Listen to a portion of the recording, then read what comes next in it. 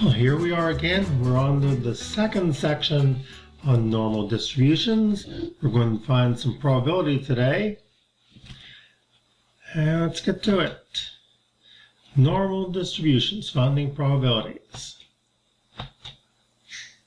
We're going to use it for the TI-83 calculator, but the ones with the TI-Inspire should have no trouble at all. Number one, if a random variable x, and we've got a small typo here.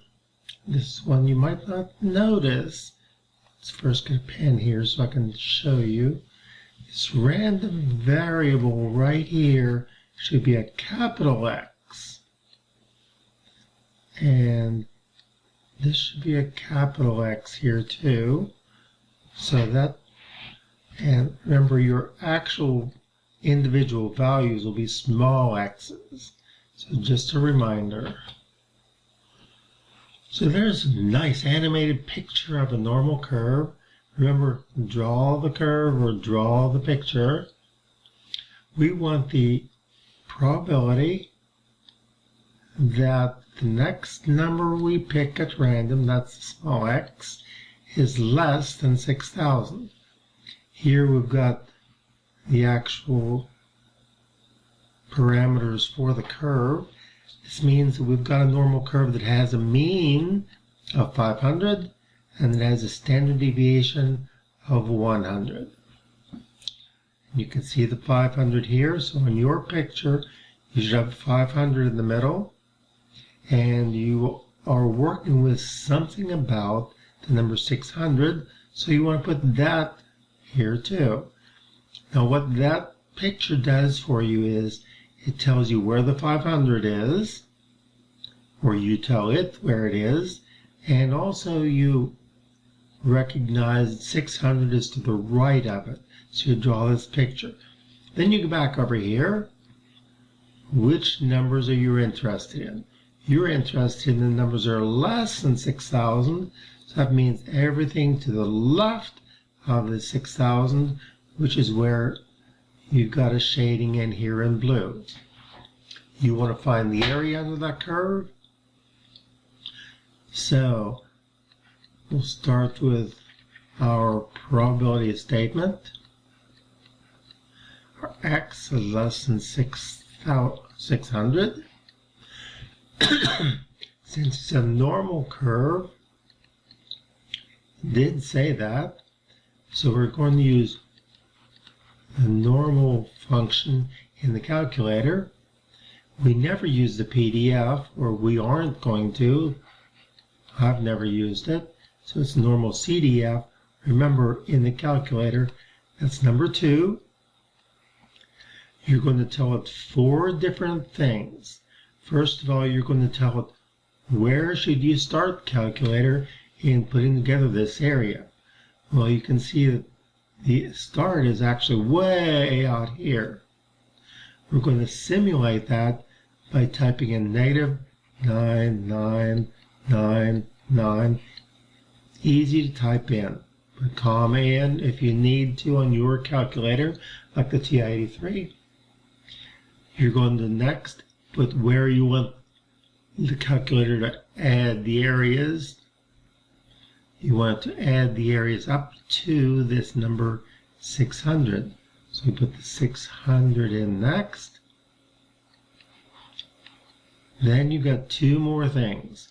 You need to tell us which normal curve you're interested in. You're interested in the one that has a mean of 500 and a standard deviation of 100. That's it, folks. You don't need to do more than that. Now let's do something real fast. Get the ink off there. If you need to take a note, hit the pause, come on back. So there we go, and the ink is still working, so we're in good shape. So here we are. There's our picture. We've actually got 2 pictures, and sometimes I draw 2 pictures as well. Here's the first picture. Notice these are the regular numbers. that we're working with in the problem.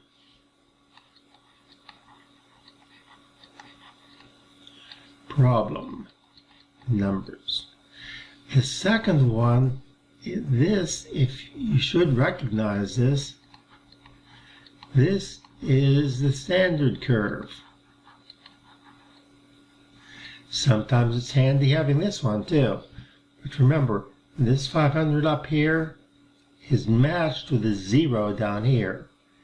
Thick 600, which is 100 to the right, is matched up with a 1 down here, which is 1 standard deviation to the right of center. Now, what do?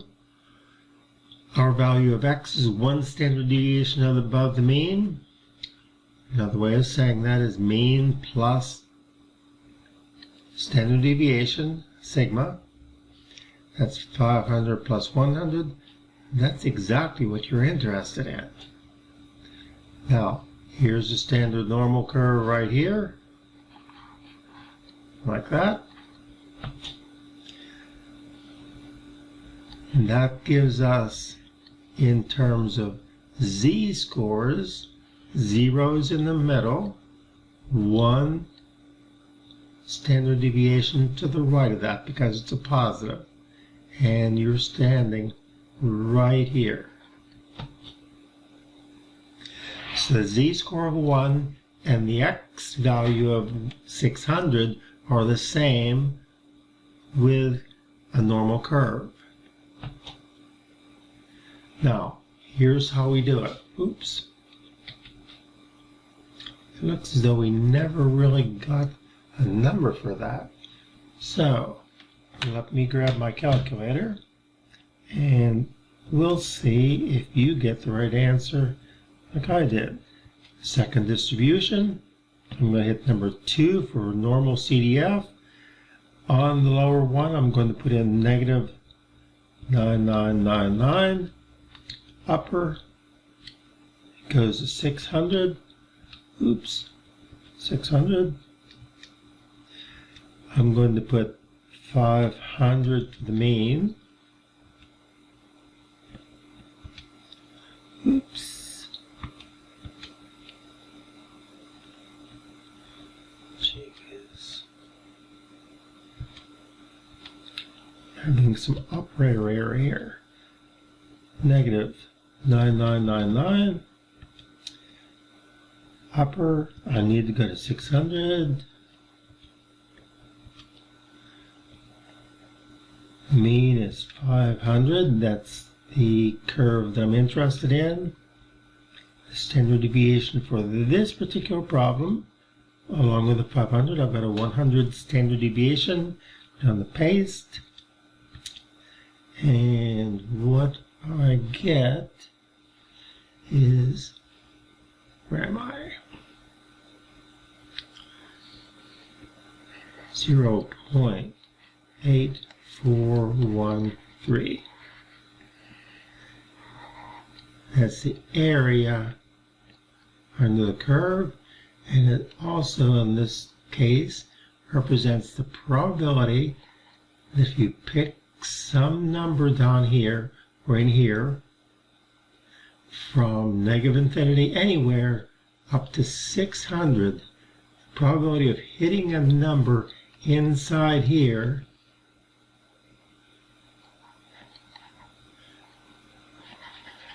can't draw equals 0.8413, or translate if you like, 84.13%.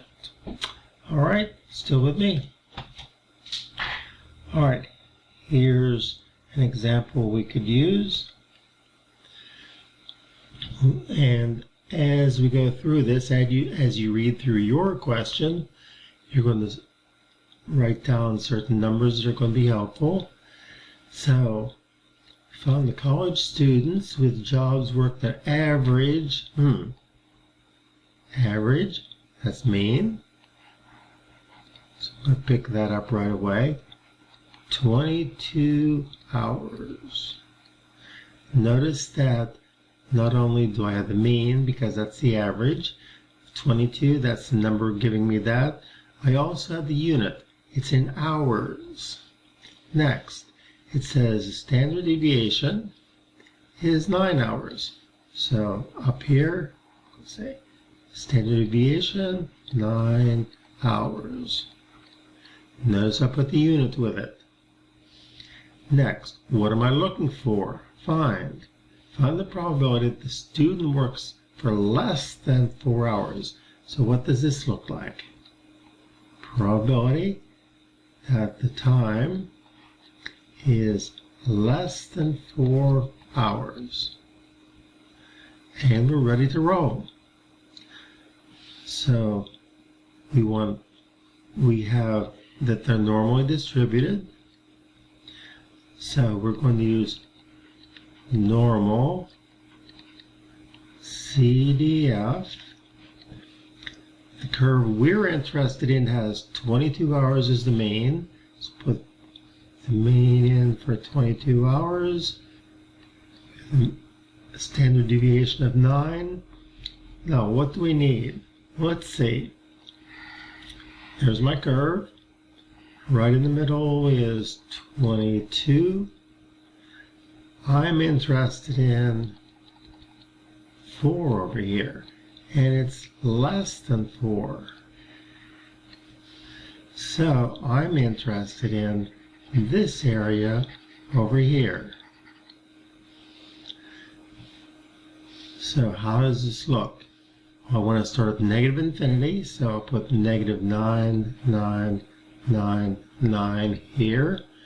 I want it to add up the area under the curve until it gets to the 4.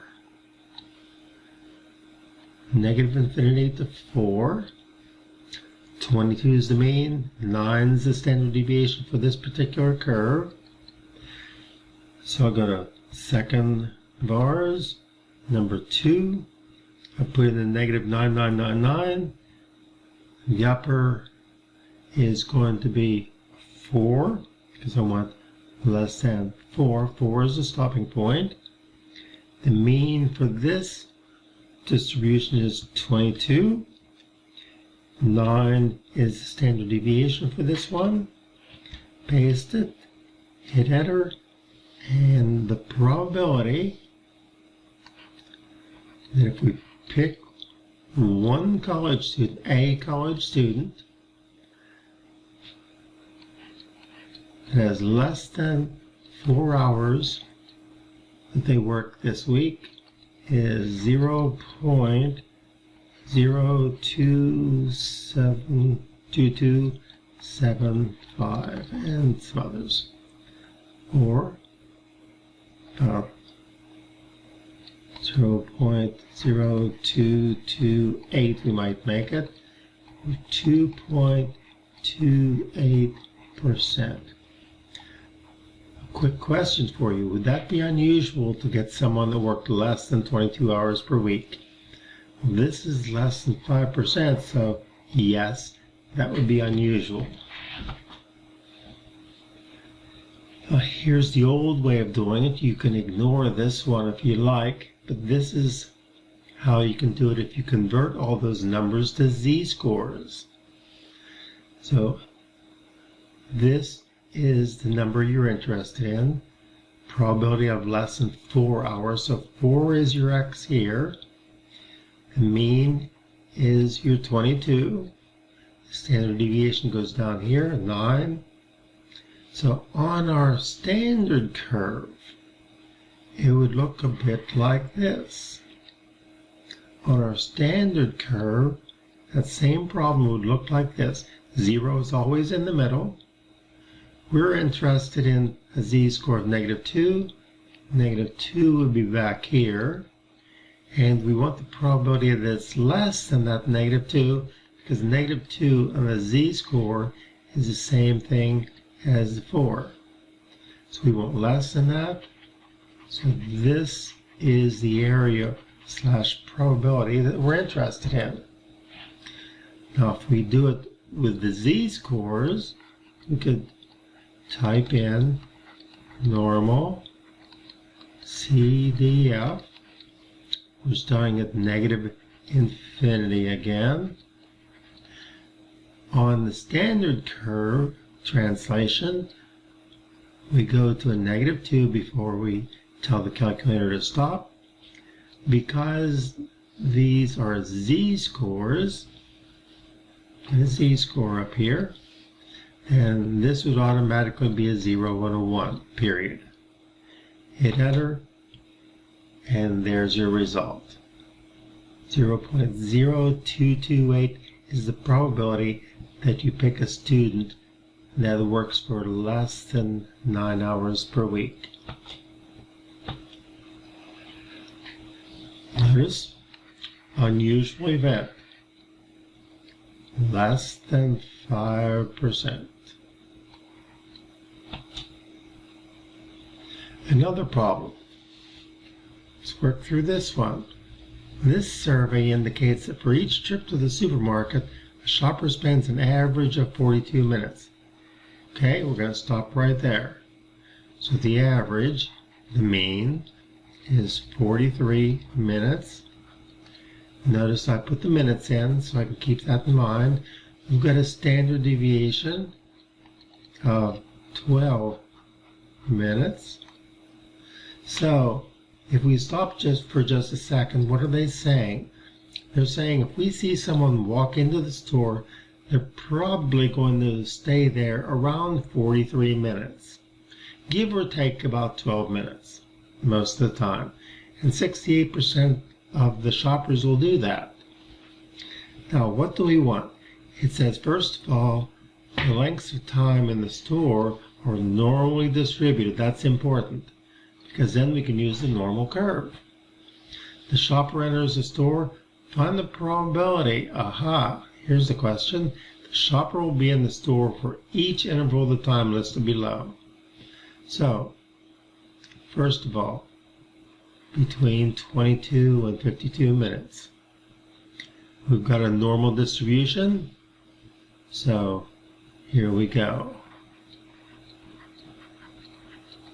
Normal CDF. I hope you can see this above this. Maybe I'll just move this out to the right here.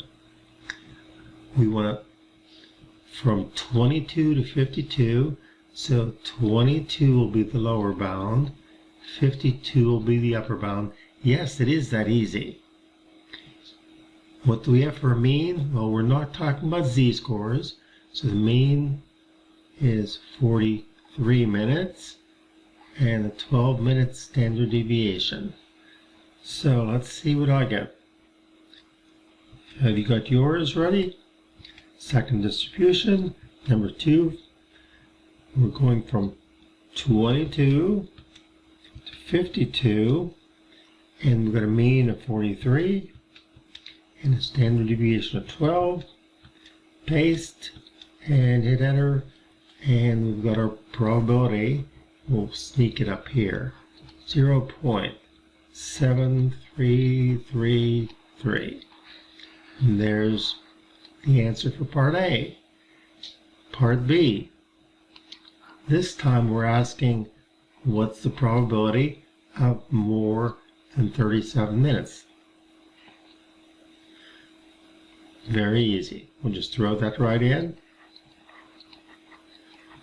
Normal CDF. Where do we start? If you draw the picture, in case you didn't yet, our mean is 43. We're interested in 37. We want more than 37, so we're going to shade in all of this over here. But that's no problem. We'll just tell it start at 37 minutes, go all the way up to positive infinity. All we have to do is make sure this is a big number, nowhere near the numbers we're working with. So I'll put 5 9s down there. Certainly we're not going to be in the store for 99,999 minutes. Mean 43, standard deviation 12. So we go to our calculator. Second distribution, number 2 for normal CDF. We're going from 37. And I'll just type in 5 nines to make it really big. 43 for the mean, 12 for the standard deviation. Hit paste, enter, and we've got our probability. I'm going to sneak it in here. 0.6915 approximately. So about 69% of the shoppers are going to shop for more than 37 minutes. And there you go. And one more time, we could have converted every one of those scores, or each of those scores, to z-scores and use a table or use our calculator really, with 0 and 1 for the mean and standard deviation. We're still going to get the same thing, but a lot faster. And actually, compared to using a table, we're going to be more accurate too. And for the second part, do the same thing. Convert the scores to z-scores. We don't need to do it the way they do it. We can just put in the z-scores for the bottom and the top values, and should get, where is it, 0.6915. So we're right on the money, or they are really, since ours is actually more precise than theirs. Next kind of question. Okay, we're talking about cholesterol this time. Triglycerides. You want to keep those low usually, some of them. Mean, the mean triglyceride level is 97 milligrams per deciliter. So the mean, I'm going to write that down so I don't have to keep reading that paragraph, is 97 milligrams per deciliter. Here's our units. And a standard deviation of 25. So the standard deviation is 25, again, milligrams per deciliter. You randomly select a U.S. adult or an U.S. adult who's at least 25 years old. That's the population you're interested in. Now, what is the probability that the triglyceride level is less than 100? So what we need is the probability that that level we choose with that person is less than 100. Draw a picture. What's in the middle? 97. We're interested in 100, which will be about here. We don't have to be accurate. We just need to note that it's a little bit to the right of 97. There's our 100. What do we want? We want less than 100. So we're going to shade in all that area / probability, and now gives our probability of interest. So how do we do that? Well, notice that those triglyceride levels are considered normal. So we can use the normal probability. So we'll have normal CDF.